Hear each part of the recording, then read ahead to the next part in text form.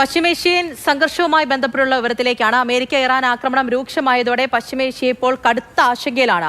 Hormuz കടലിടുക്കിന്റെ നിയന്ത്രണം America ഏറ്റെടുത്തെന്നും Iranian ചരക്ക് കപ്പലുകൾക്ക് ഉപരോധം ഏർപ്പെടുത്തിയെന്നും ഡൊണാൾഡ് ട്രംപ് പ്രഖ്യാപിച്ചു. തെക്കൻ ഇറാനിൽ അമേരിക്ക വൻതോതിൽ ആക്രമണം നടത്തി. ഒപ്പം സൗദി അറേബ്യയിലേക്ക് ആക്രമണം നടത്തുമെന്ന് യമനിലെ ഹൂതികളും പ്രഖ്യാപിച്ചു. ദുബായിൽ നിന്നും സുരേഷ് വെള്ളുമുറ്റം തയ്യാറാക്കിയ റിപ്പോർട്ടിലേക്ക്. അടുത്ത നിമിഷം എന്ത് എന്ന് പറയാൻ കഴിയാത്തൊരു സാഹചര്യത്തിലൂടെയാണ് ഇപ്പോൾ പശ്ചിമേഷ്യ കടന്നു പോകുന്നത്. ഏറ്റവും പ്രധാനം ഹോർമൂസ് കടലിടുക്കിലെ പുതിയ സംഭവ വികാസങ്ങൾ തന്നെയാണ്. ഹോർമൂസ് കടലിടുക്കിന്റെ സമ്പൂർണ്ണ നിയന്ത്രണം ഇനി അമേരിക്കയ്ക്ക് എന്നാണ് ഡൊണാൾഡ് ട്രംപ് പ്രസിഡന്റ് പ്രഖ്യാപിക്കുന്നത്. മാത്രമല്ല, ഇറാനിയൻ കപ്പലുകൾക്ക് ഏർപ്പെടുത്തിയിരുന്ന ഉപരോധം അത് അമേരിക്ക പുനഃസ്ഥാപിക്കുകയാണ്. ഇറാനിൽ നിന്നും എണ്ണയും ചരക്കും കൊണ്ടുപോകുന്ന കപ്പലുകളെ തടയും, ഇറാനിൽ നിന്ന് ഇതൊക്കെ വാങ്ങാൻ വരുന്ന കപ്പലുകളെയും തടയുമെന്ന് അദ്ദേഹം പ്രഖ്യാപിക്കുന്നുണ്ട്.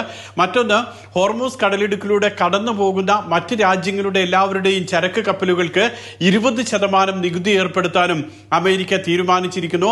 ഇത് ഈ ചരക്ക് കപ്പലുകൾക്ക് സുരക്ഷയൊരുക്കാൻ വേണ്ടിയിട്ടാണ് എന്ന് ട്രംപ് വിശദീകരിക്കുകയും ചെയ്യുന്നുണ്ട്.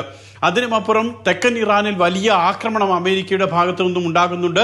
അന്തർവാഹിനി അറ്റകുറ്റപ്പണി നടത്തുന്ന കേന്ദ്രം ആക്രമിച്ചു, കപ്പലുകളുടെ അറ്റകുറ്റപ്പണി കേന്ദ്രം ആക്രമിച്ചു. അതോടൊപ്പം തന്നെ നിരവധി റഡാർ വാർത്താവിനിമയ സംവിധാനങ്ങളൊക്കെ ആക്രമിച്ചിട്ടുണ്ട്. 2 മരണം സ്ഥിരീകരിക്കുന്നു, 3 പേർക്ക് അവിടെ പരിക്കേൽക്കുകയും ചെയ്തിട്ടുണ്ട്. യമൻ തലസ്ഥാനമായിട്ടുള്ള സനായിലെ വിമാനത്താവളത്തിലേക്ക് ഇന്ന് ആക്രമണം ഉണ്ടായി, റൺവേ തകർത്തു. അതിന്റെ ഭാഗമായി യമൻ ഇപ്പോൾ വ്യോമപാത അടച്ചിരിക്കുകയാണ്. സനായിലേക്ക് ആക്രമണം നടത്തിയത് സൗദി അറേബ്യയാണെന്നാണ് ഹൂതികളുടെ വാദം. സൗദി അറേബ്യയ്ക്ക് ഇതിനുള്ള തിരിച്ചടി നൽകുമെന്ന് ഹൂതികൾ പ്രഖ്യാപിക്കുകയും ചെയ്യുന്നുണ്ട്. മറ്റൊന്ന്, ഇന്ന് രാവിലെ ബഹ്റൈനിലേക്കും കുവൈറ്റിലേക്കും ഉണ്ടായിട്ടുള്ള ആക്രമണങ്ങളാണ്. ശക്തമായിട്ടുള്ള ആക്രമണം ഈ 2 രാജ്യങ്ങളിലേക്കും ഇറാന്റെ ഭാഗത്തുനിന്നും ഉണ്ടായിട്ടുണ്ട്. വലിയ ആക്രമണം തന്നെയാണ് ഉണ്ടായത്. അത് ബഹ്റൈൻ എടുത്തു പറയുന്നുണ്ട്. സാധാരണക്കാരെ പോലും ലക്ഷ്യം വെച്ചുകൊണ്ട് ഇറാൻ ആക്രമണം നടത്തുന്നു, ഇത് അംഗീകരിക്കാൻ കഴിയില്ല എന്ന് ബഹ്റൈൻ പറയുന്നു.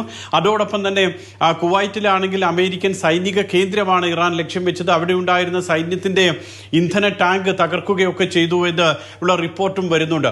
ഏതായാലും പശ്ചിമേഷ്യ വലിയ സംഘർഷത്തിലേക്കാണ് പോകുന്നത്. ഈ രാത്രി ഇനി എന്ത് സംഭവിക്കുമെന്നുള്ളതാണ് ആശങ്കപ്പെടുത്തുന്ന ഒരു കാര്യം.